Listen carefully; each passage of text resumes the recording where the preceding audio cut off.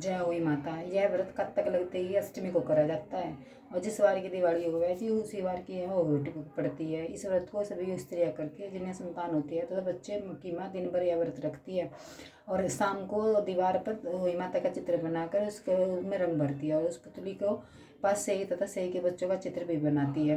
हुई माता को टिक्का लगाती है, उसका पूजन करती है। सूर्यास्त के बाद तारे निकलने पर हुई माता की पूजा करने के से पहले वह पृथ्वी को पवित्र करके चौक पूरकर एक लोटा जल भर के और एक पटड़े पर कलश की को रख करके पूजा करती है। वही माता का पूजा करने के माता सब कहानी सुनती है। वही माता जिसे हुई माता की चांदी की खोई होती है जिसे साहू कहते हैं। उसमें चांदी के 2 दाने गिरवाने चाहिए। इस प्रकार गले में पहनने के इससे हार में पैंडल लगा हो। उसी की बात है, चांदी की हुई डलवा ले और डोरे को चांदी के दाने में डलवाते रहे। फिर हुई की रोली चावल दूध व भात से पूजा करें। जल से भरे हुए लोटे पर सतिया बना ले। एक कटोरी में हलवा तथा पूरी का बाना लेकर रखे और 7 दाने गेहूं के लेकर कहानी सुने। कहानी सुनने के बाद हुई की साहू की माला गले में पहन ले। जो बाना निकाल कर रखा था उसे सासू जी के पाँव छूकर आदरपूर्वक उन्हें दे दे। इसके बाद चंद्रमा को अर्घ्य देकर स्वयं भोजन कर ले। दिवाली के दिन किसी से दिन होई को गले से उतारकर उसका गुड़ से भोग लगाकर और जल के छिट्टे देकर माता मस्तक पर लगा करके जिस जिस जितने बेटे हो उतनी बार उसके बेटे का विवाह हो जाएगा, उतनी ही बार चांदी के 2 दाने अवर्ण में डालते जाओ। ऐसा करने से हुई माता खुश हो जाती है और बच्चों की लंबी उम्र रखती है तथा मंगल करती है। इस दिन पंडितों को पिट्ठादान करने से शुभ फल की प्राप्ति भी हुआ है। अच्छा, अब हुई माता की कहानी। बोलो हुई माता की जय। हुई माता की कहानी है व्रत। जय हुई माता, जय हुई माता।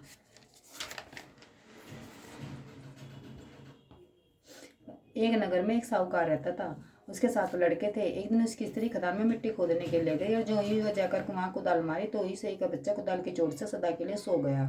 इसके बाद वह कुदाल साहू के खून से सना हुआ देखा तो सही के बच्चे मर जाने का बड़ा दुख हुआ, परंतु वह क्या कर रही क्या सकती थी क्योंकि यह काम तो उससे अनजाने में हो गया था।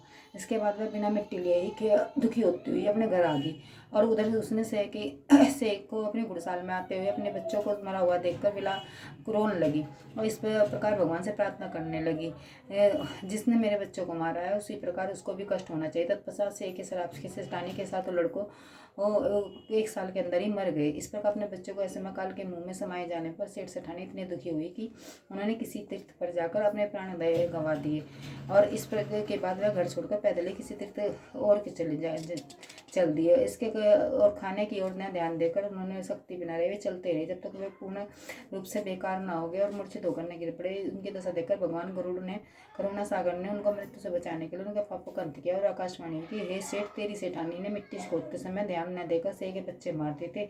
इसी कारण तुमने अपने बच्चों को दुख देखना पड़ा है। अब यदि पुनः घर जाओ तुम मन लगा के गौ माता की सेवा करोगे। गौ माता जगता देवी का विधिविधान से व्रत आरम्भ करना, प्राणियों का दया रखते हैं, स्वप्न में कभी भी किसी को कष्ट न देना, तुम्हें भगवान की कृपा से पुनः फिर संतान की प्राप्ति होगी। इस प्रकार आकाशवाणी सुनकर सेठ सेठानी कुछ सत्वित से होकर भगवती देव का स्मरण करते हुए घर के चले गए। और इसके बाद श्रद्धा भक्ति से न केवल हुई माता के व्रत अपितु गौ माता की भी सेवा करनी उसने शुरू कर दी तथा जीवों पर भी दया करते हुए क्रोध और द्वेष से श्रद्धा को उसका त्याग कर दिया। ऐसा करने के पश्चात भगवान की कृपा से सेठ सेठानी के 7 पुत्रों वाले होकर अगणित पुत्र सहित संसार में अनेक सुखों को भोग कर चले गए। हमें इससे यही शिक्षा मिलती है कि मैं कभी भी कुछ भी काम करो सोच समझ कर करें और अनजाने में कभी भी किसी की हिंसा न करो, किसी जीव को न सताओ। गौ माता की सेवा के साथ साथ हुई माता जगता देवी की भी प्रार्थना व पूजा करो और ऐसा करने से अवश्य संतान तथा सुख के साथ साथ संपत्ति की भी प्राप्ति होती है। बोलो हुई माता की जय।